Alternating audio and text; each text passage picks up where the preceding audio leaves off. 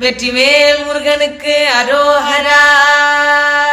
திருநீரில் மருந்திருக்கு தெரியுமா? திருநீரில் மருந்திருக்கு தெரியுமா? அதை தினம் அணிந்தால் புகழிருக்கு புரியுமா? அதை தினம் அணிந்தால் புகழிருக்கு புரியுமா? முருகன் திருநீரில் மருந்திருக்கு தெரியுமா?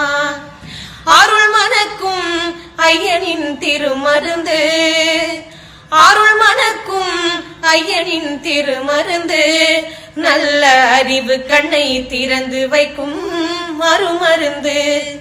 அருள் மணக்கும் ஐயனின் திருமருந்து, நல்ல அறிவு கண்ணை திறந்து வைக்கும் அருமருந்து.